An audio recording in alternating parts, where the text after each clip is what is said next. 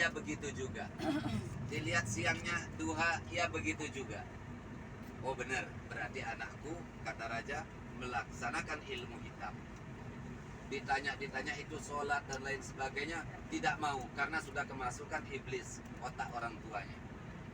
Maka keputusan raja ketika disidang, barang siapa yang melakukan ilmu hitam di dalam kerajaanku ini, malam ini juga harus dibunuh walaupun anakku sendiri. Maka malam itu juga diadakanlah pembunuhan.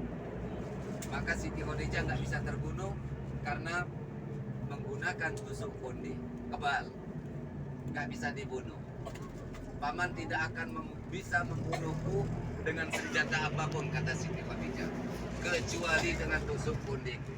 Aku minta satu, kalau aku nanti mati, ketika engkau tusukkan nanti tusuk konde ini, kalau darahku berbau harum berbulan-bulan, maka aku minta satu tempat untuk pemakaman yang tadi. Itu permintaan dari Siti Khadijah. Tapi kalau darahku berbau busuk, silahkan paman tanam aku di mana saja. Kuasa Allah Subhanahu wa ta'ala kepada wanita yang soleha ini, maka Siti Khadijah ketika dibunuh dengan tusuk konde, ditusukkan di dadanya, mengucur darah yang begitu harum. Lalu Siti Khadijah dimakamkan di sana. Menyesallah raja bahwa inilah kesalahan terbesar mengikuti kemauan pamannya. Dan ketika dimakamkan, yang bisa kita ambil dari hikmah Siti Khadijah ini sebagai seorang mu'alaf, sebagai seorang Rabi'atul Adawiyahnya Bali saat ini, yang kita petik, Siti Khadijah lah jembatan Islam masuk di kota Denpasar abad 17. Yaitu dengan 80 pengawal ini tidak dikasih pulang dengan ketakutan Raja Pemecutan kepada Raja Madura, maka kamu tinggal di sini saja. Saya beri tempat Bonang Maning dan Kampung Jawa, masjid yang tadi kita lihat ketika jalan baru keluar dari hotel, yang kiri jalan. Itu adalah pemberian raja. Siapa yang mengganggu umat Islam berhadapan denganku, kata raja.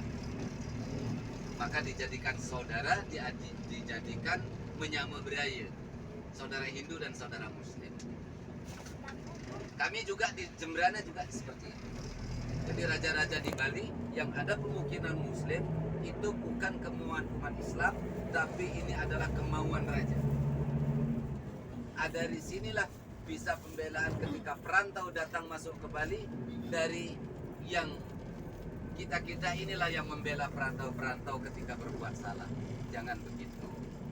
Kita di negeri orang, kita di minoritas, harus bagaimana bersaudara sama orang Hindu, bisa menghormati. Kadang-kadang, maaf, itu yang mengharamkan tahlil, yang membid'ahkan tahlil, nggak tahu perjuangan umat Islam yang lalu. Bagaimana bisa masuk ke Pulau Bali, lalu mengatakan kita bid'ah dan lain sebagainya.